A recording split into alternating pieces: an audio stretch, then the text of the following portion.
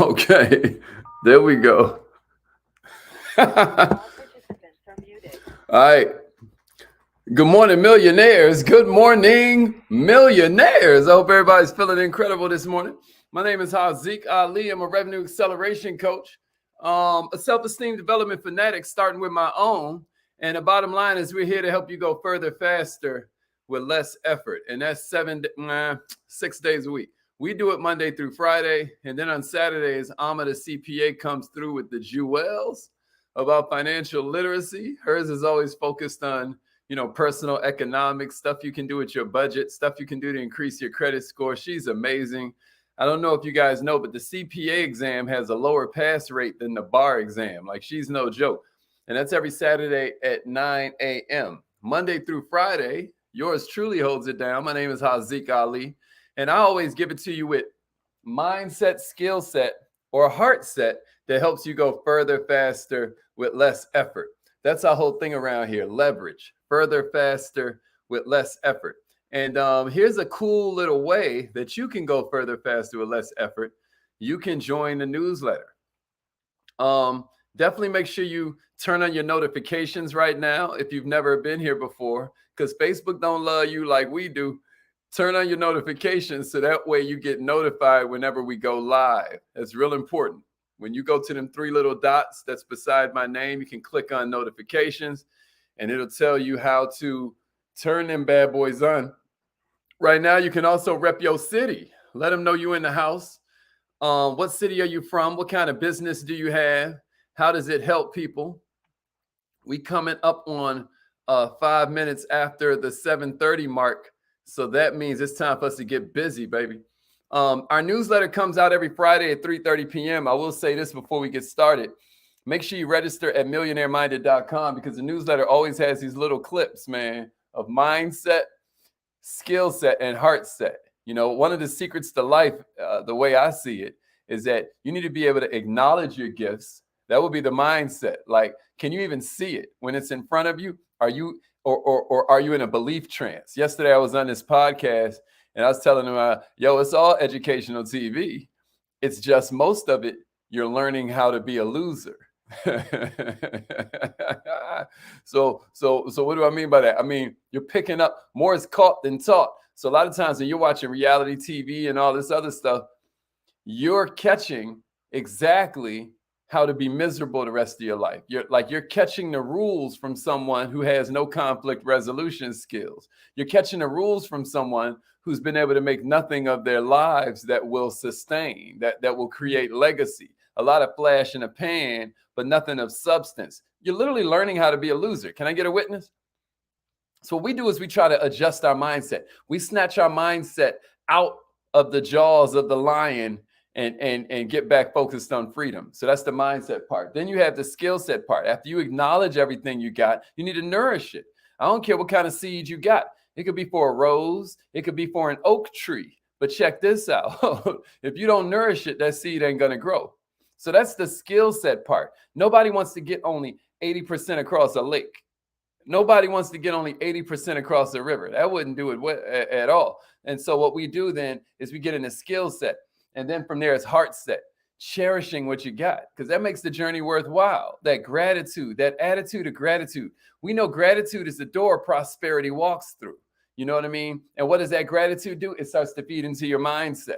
You know what I mean?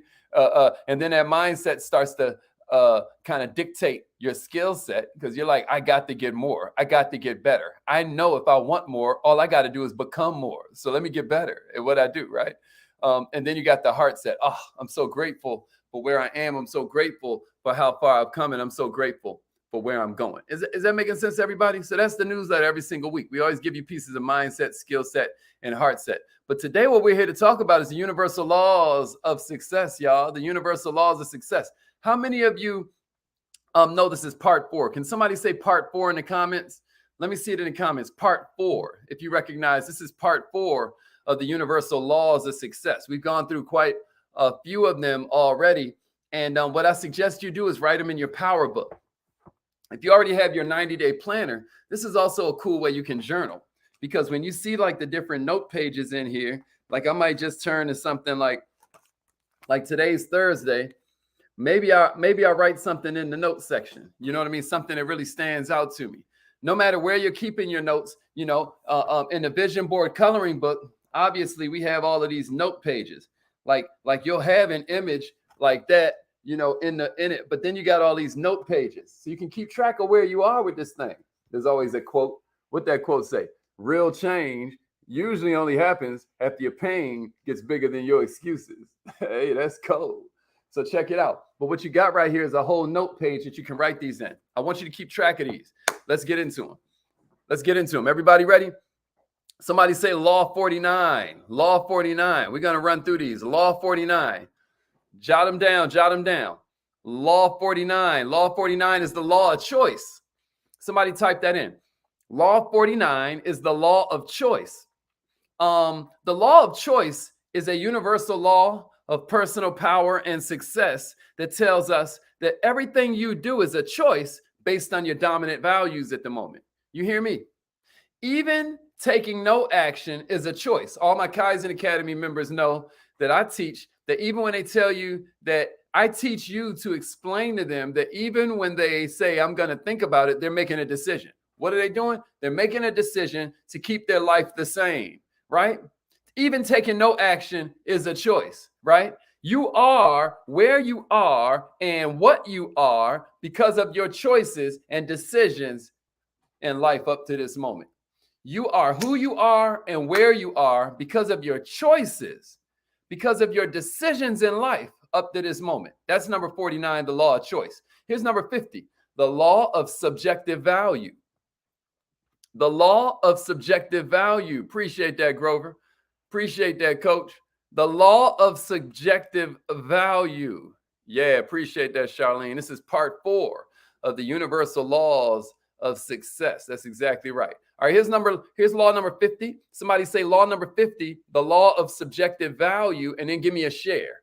Law number 50 is the law of subjective value. All value, y'all, is in the eye of the beholder. You've heard the phrase beauty's in the eye of the beholder. Well, check it out. That's another way of saying all value is in the eye of the beholder. That's the law of subjective value. There's no set value for nothing, y'all. Something is only worth what someone is willing to pay for it. If they're willing to pay for it, that's what it's worth. It's this rapper named 21 Savage. You gotta if they paid you to do it, you don't have to ask what you're worth. So check it out. All values in the eye of the beholder, y'all. There's no set value for nothing. Something's only worth what someone else is willing to pay for it. The person willing to pay then ultimately sets the term of the true value of any item. It's the person that's willing to pay for it that ultimately sets the term. Does that make sense? It's the person that's willing to pay for it that ultimately sets the term, that they set how valuable it really is. You know what I mean? Because if they ain't willing to pay for it, then it ain't that valuable. Everybody making sense? Here's number 51, the law of time preference. 51 is the law of time preference. Somebody say 51, the law of time preference, and give me a share. What does that mean? That means everybody's basically lazy, y'all. Everybody's basically lazy. The law of time preference says that you always prefer earlier rather than later in the satisfaction of any desire. You're therefore impatient in virtually every area of your life. This is a law. The law of time preference. This is one of those laws that tell you how everybody around you is naturally thinking, and it may seem common sense, but I want you to write it down so that you understand and begin to imbibe these laws, and then next thing you know, you're living by reality instead of the way things should be. Here's number 52, the law of marginality. The law of marginality. Yeah, the law of marginality. That's exactly right. The law of marginality is number 52. Somebody say the law of marginality and give me a share. Check this out. The ultimate price of any product or service is determined by what the last customers are willing to pay for the last items that are available. That's the law of marginality. That's the law of marginality. The ultimate price of a product, the ultimate price of a service is determined by what the last customers are willing to pay for the last items that are available. You know, there's economics is always in it, right? The law of supply and demand. The law of supply and demand. Well, this is the law of marginality. They never taught us this one, right? And, you know, Does that mean that every sale, every markdown, every time that someone does something with the price, is that an admission that they guessed wrong when they were setting the original prices? My grandpa used to say a sale is when the stores charge what they should have been charging all along. Because he's like, they ain't losing no money when they put it on sale. You know, they ain't losing. They're pricing it where it should have been all along. Maybe, maybe not. This is for you to consider. Here's number 53, since we're talking about that.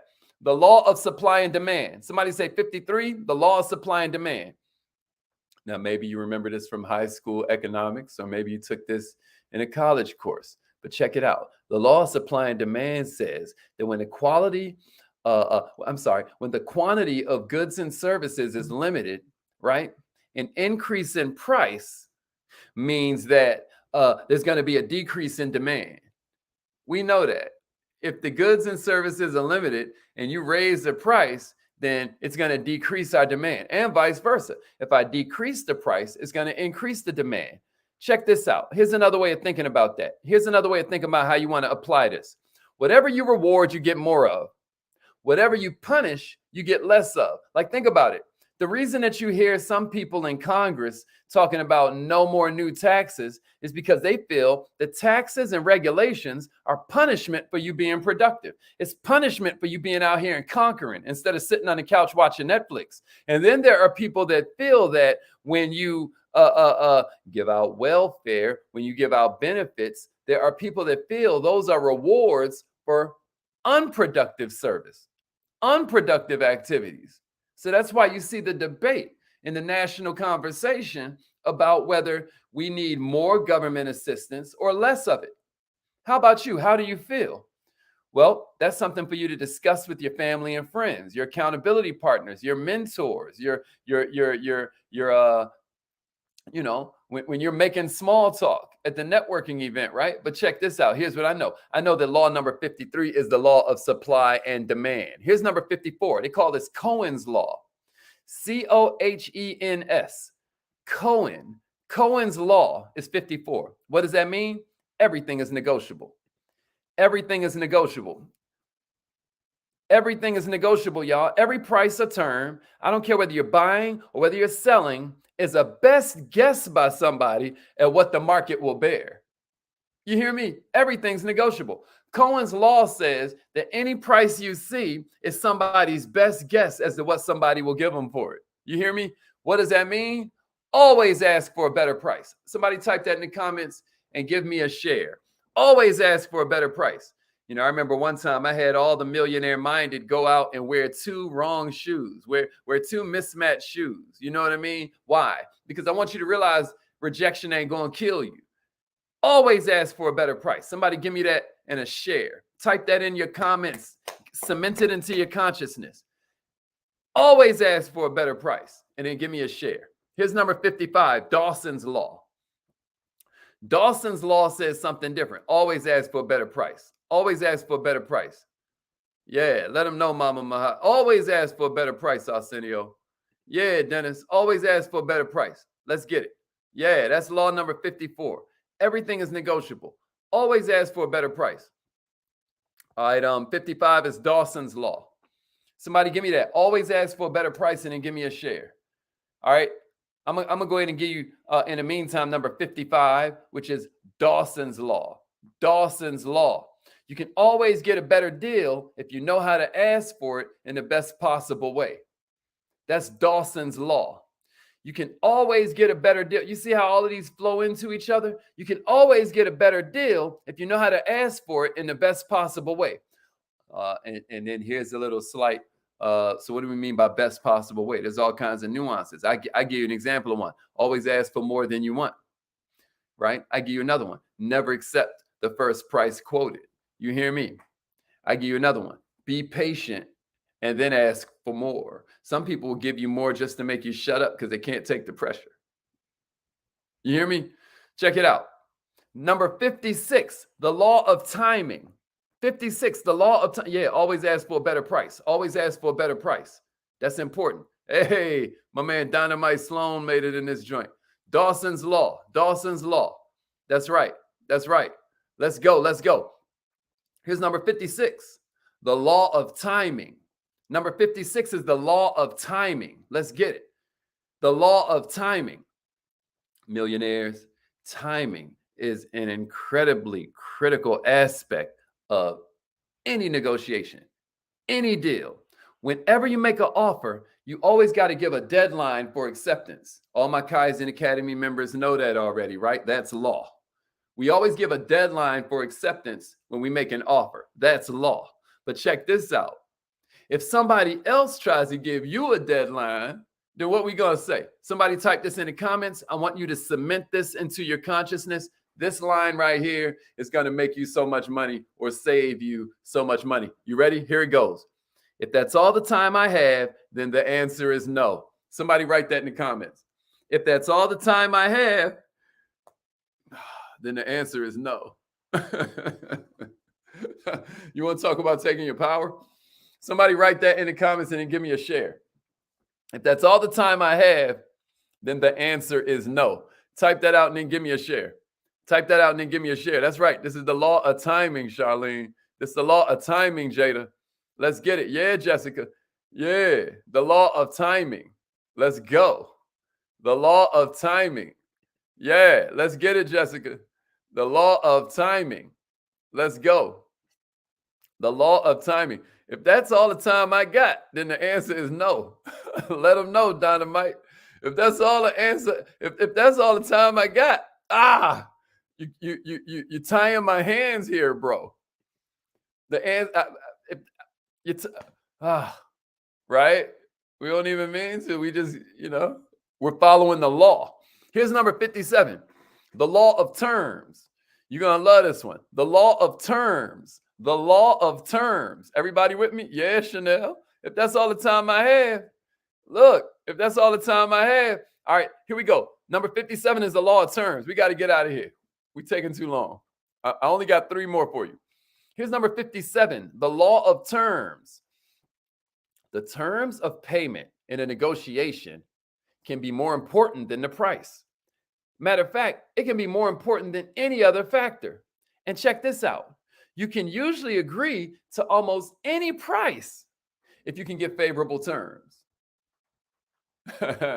Okay, so you telling me I got to pay you $1 million for this Bugatti, but I accept that price, but I need to give it to you 3 cents a day for the rest of my life.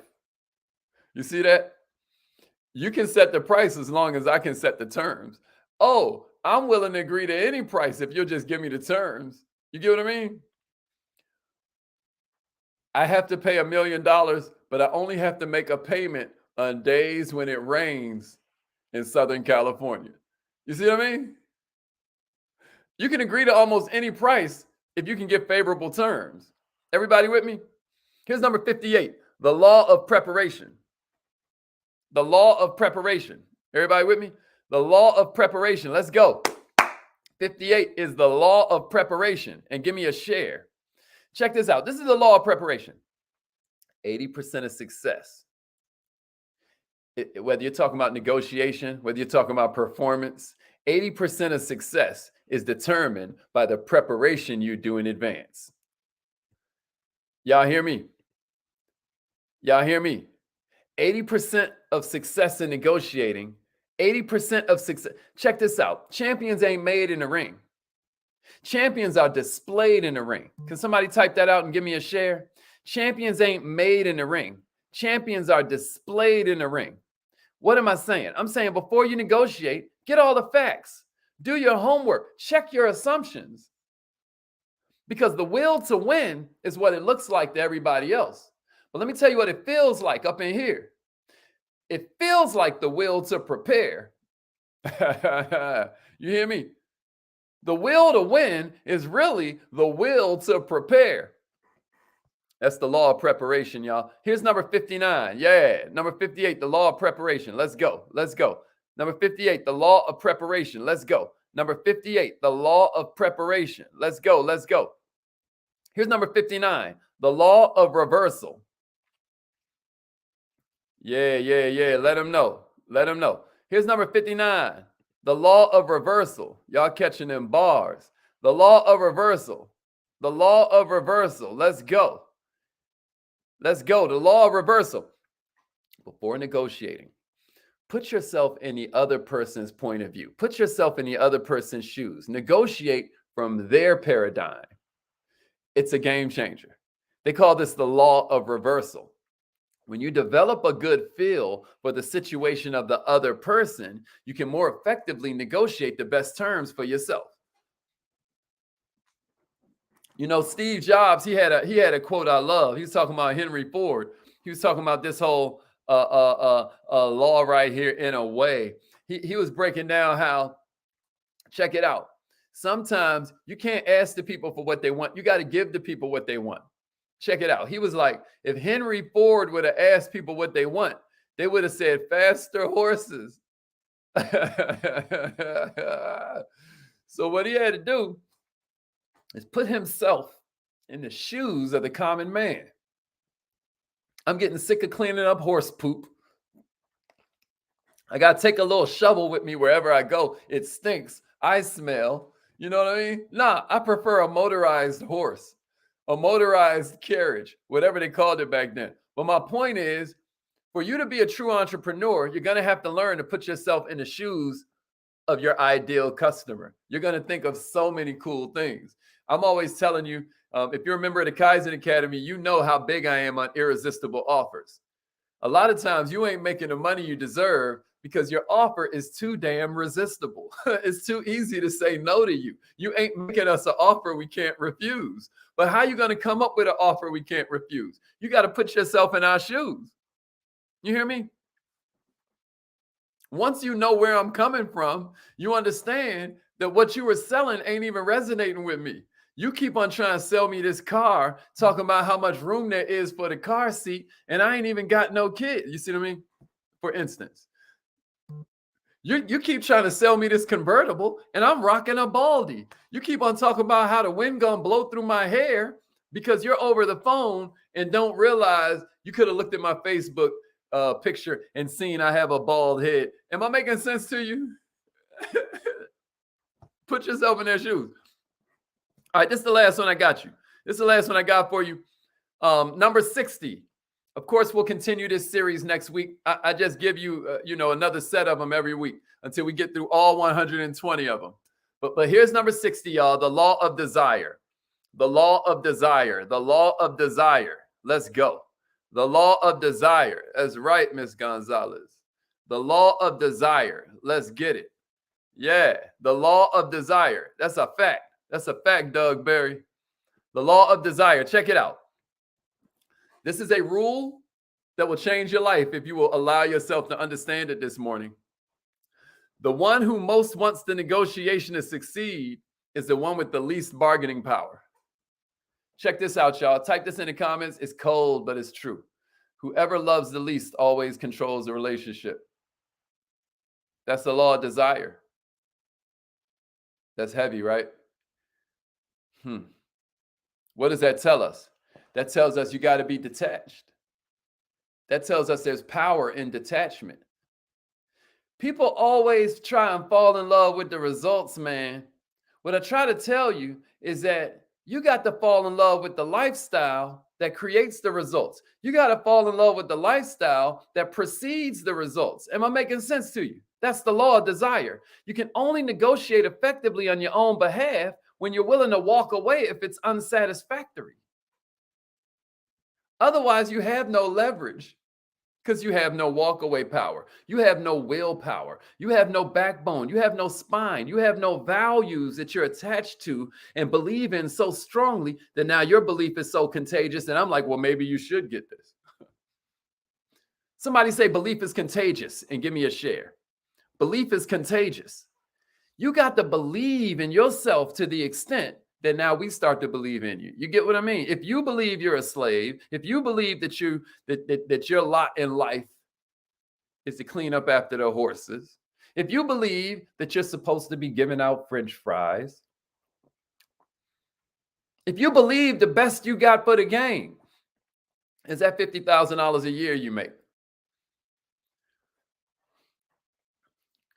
One of my Kaizen Academy students came to me talking about he making $10,000 a month. You know, I was like, is you bragging or complaining?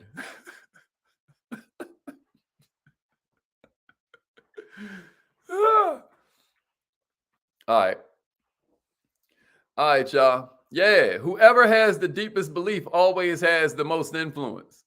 When two people sit down, whoever has the most belief always has the most influence.